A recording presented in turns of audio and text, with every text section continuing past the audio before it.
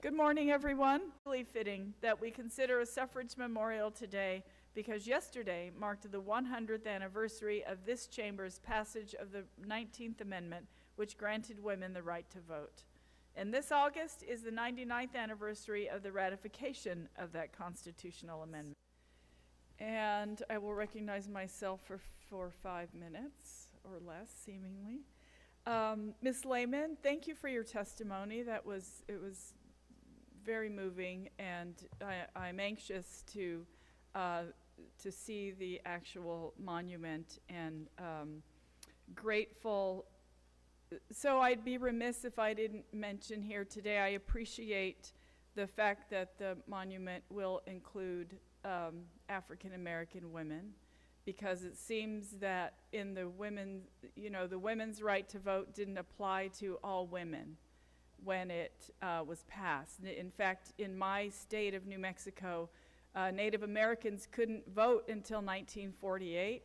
They weren't recognized as citizens of this country until 1924. It seemingly, and we heard this testimony earlier also, that the way that our government essentially kept different groups of people from participating in the American experience was to deem them either non-citizens or non-humans.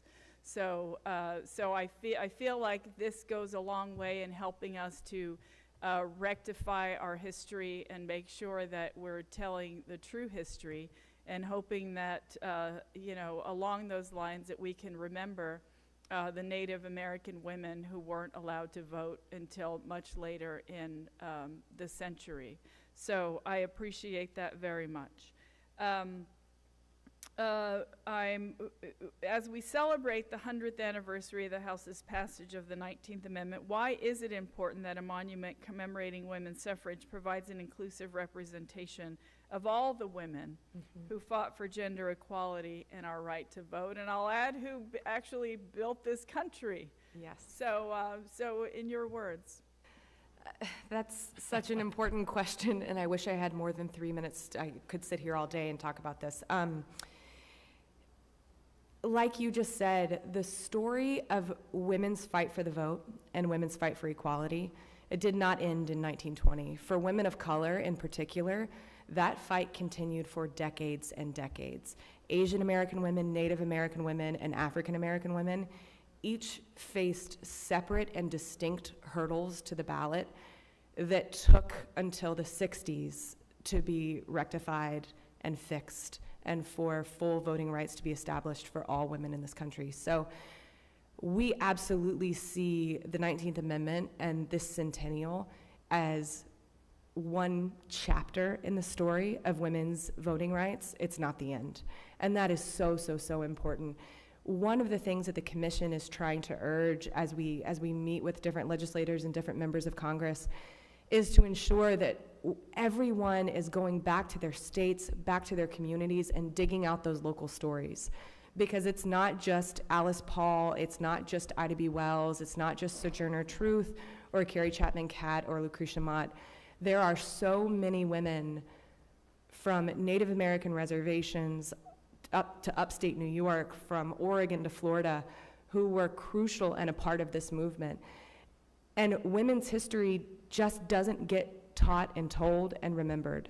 So when history books are written and when teachers go into their classrooms, we learn about the Civil War, we learn about World War I, we learn about World War II, and we oftentimes forget to stop and ask, but wait, where were the women, right? Because they were there too. And they were working and they were fighting. And so we have to stop and we have to ask, where were the women? And we have to ask, where were the women of color? We have to ask both questions, and we have to make sure that we're answering both questions. And so I think with this monument that we are proposing here in this legislation, it's going to tell that full and complete story, and it's going to make sure that the story that we do tell is a diverse story, it's an inclusive story, and it's not a story that stops in 1920. It's a story that for many women in this country still continues today. Thank you. Thank you so much. If there's no further business, without objection, the committee stands adjourned. and she's just 8 months old now. And as a proud father, I want to ensure that her and every girl growing up alongside her feel represented, empowered, and are assured of the fundamental role that they play in our society. And establishing this statute, in my view, is certainly a critical way we can do just that, and we can inspire the next generation to continue advocating for justice and equality for one another and for all that will follow them. And so with that, I want to thank, again, the chairman, the chairwoman, and the ranking member for hearing this bill today, and I look forward to the conversation ahead. Thank you, and I yield back the balance of my time. I hope that the monument just inspires young women.